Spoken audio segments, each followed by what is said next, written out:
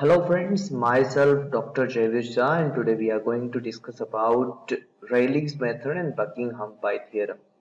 These are the two methods which are called dimensional analysis methods. Now what do you mean by dimensional analysis? If in a brief I would like to explain dimensional analysis, then it is the process through which any engineering equation is formed, especially for mechanical engineering. So why it is used? So the simple answer is to formulate the equations, and it is very much important theories as far as the engineering is concerned, because after completion of engineering, one engineer needs to work in a industrial environment, and at the time of working in an industrial environment, he will face many difficulty to visualize the equations or remember the equations through which efficiency or different kind of properties can be derived. So there are only two methods through which one can generate their own theory, one can generate their own equations in order to resolve the following properties. So let's see how this process works and how we are able to get benefited out of it. So this is first lecture and introduction part, so in which we will discuss about Rayleigh's method and Buckingham Pi theorem, little bit in English and little bit in Hindi, so that one can understand it in very depth manner. And also this means this video is not going to give you the examples of the Rayleigh's method and Buckingham Pi theorem, but it will give you the brief introduction about what is Rayleigh's method, how it works, and what is Buckingham Pi theorem, how number of variables are selected, and how it works. So let's start the lecture. Rayleigh's method. In this method, the expression for the variables in form of exponential equations and dimensionally homogeneous. इसका मतलब होता है कि अगर मैंने एक equation, जैसे कि मैंने ऐसे कहा कि rho means density, density depends upon mass and volume, ये मेरा एक स्टेटमेंट है. Density is a function of mass and volume. मुझे पता नहीं है कि मास को वॉल्यूम के साथ मल्टीप्लाई करना है, या मास को वॉल्यूम के साथ डिवाइड करना है, या वॉल्यूम को मास के साथ डिवाइड करना है. ओके, अभी मुझे कुछ पता नहीं है, बट मेरे पास एक ऐसी चीज है कि मुझे फाइंड आउट क्या करना है, डेंसिटी, और मेरे पास अवेलेबल चीजें कौन कौन सी है, जो उसके फंक्शंस है, मास भी है और वॉल्यूम भी है. तो मैं किस तरीके से इक्वेशन बनाकर रेयलीज मेथड से फाइंड आउट कर सकता हूं कि density is equals to mass upon volume, उसकी प्रोसेस है. तो यहां पर दिखाया गया है कि डायमेंशनली होमोजेनियस, यानी डेंसिटी जो है ना वो function of mass and volume है, तो हमें डेंसिटी का यूनिट पता होना चाहिए. हम जो भी फाइंड आउट कर रहे हैं वो यूनिट पता होना चाहिए. तो अगर डेंसिटी का यूनिट पता है तो हमें मास एंड वॉल्यूम का भी यूनिट पता है, तो हम उसका कुछ रिलेशनशिप बना सकते हैं based upon the dimension, based upon the unit. Okay, so let's y is a variable which depends on x1, x2 and x3.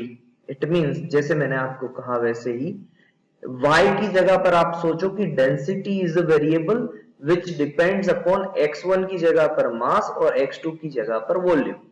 The functional relationship may be written as y यानी कि density is equals to function of mass and volume. Next, where y dependent variable, y is equals to dependent variable, it means मैं लिखूंगा density is equals to mass, volume, whatever will be the function, उसको मैं semicolon करके लिखूंगा.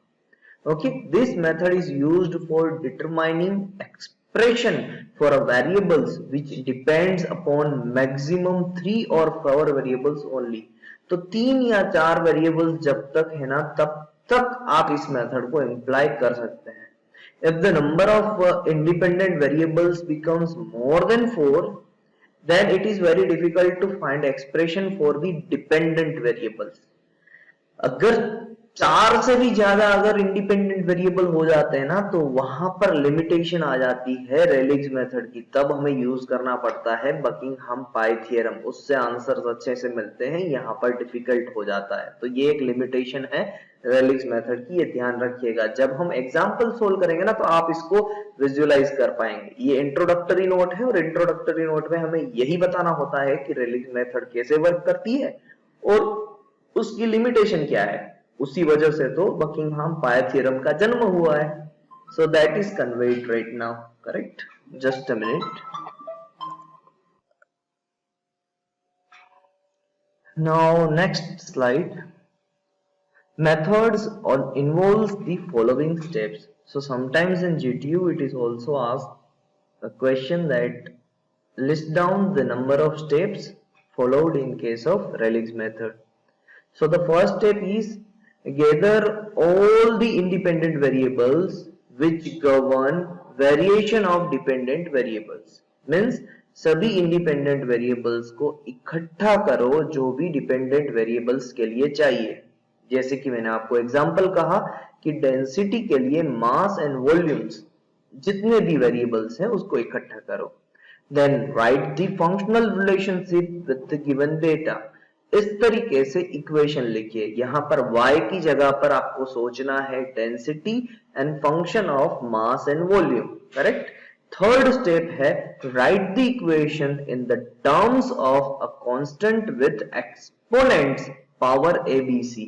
अब हमें क्या करना है, density is equals to k, mass के ऊपर a डिग्री लगानी है एंड वॉल्यूम के ऊपर b डिग्री लगानी है। जितने भी इंडिपेंडेंट वेरिएबल्स है उसके ऊपर डिग्री लगा देनी है। हमें पता नहीं है कि डेंसिटी मास के किस डिग्री पे वर्क करेगा, मींस मास के कौन सी डिग्री के रिलेशन पे वर्क करेगा। आप इसको समझने के लिए अगर आपको डार्सी-विस्बेक इक्वेशन याद है, तो वहां पर हेड लॉस का इक्वेशन है 4FLV² divided by row GD। तो वहां पर V के सेकंड डिग्री पे हेड लॉस जो है वो होमोजेनियस हो रहा है, यानी हेड लॉस के इक्वेशन में V का स्क्वायर आ रहा है। तो इस तरीके से डेंसिटी के टर्म में मास की कौन सी डिग्री आएगी, वी डोंट नो।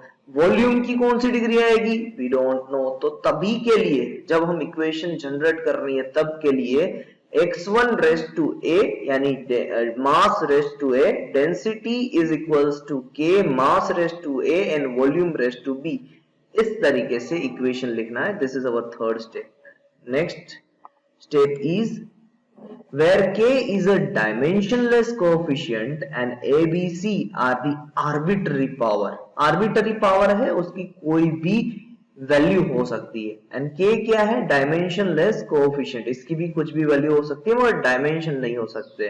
वैल्यू जैसे कि 1 2 3 4 5 6, any number of integer can be the value, any number of fraction can be the value, but वो डायमेंशन नहीं हो सकता है, नाइदर मास नॉर वॉल्यूम।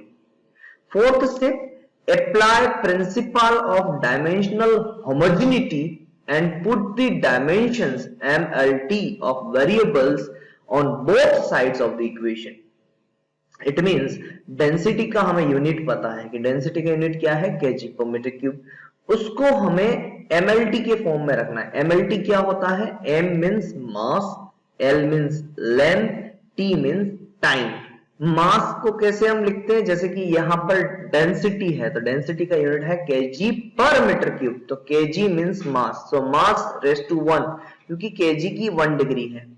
फिर सेकंड है लेंथ, लेंथ मींस मीटर, जो भी मीटर में आता है, तो यहां पर क्या है kg पर metre cube, kg divided by metre cube, यानी अगर हम इस तरीके से लिखे kg into metre raise to -3, तो L की कितनी डिग्री हुई डेंसिटी में, -3, एंड T की कितनी डिग्री हुई, सेकंड का कोई रोल है kg पर मीटर क्यूब में, नहीं है, तो T की डिग्री हो गई 0। शायद आपको अभी समझ में ना आए, मगर इस बात को सुनिए, इस वीडियो को कंप्लीटली सुनेंगे ना आप, तो जब हम एग्जांपल सोल्व करेंगे आपको सारी चीजें क्लियर होके बाहर दिखेगी।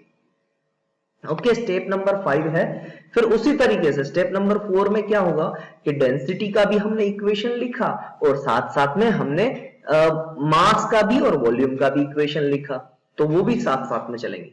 ओके, अब नेक्स्ट स्टेप है जो step number 5, find out the values of exponent A B C by obtaining simultaneous equation.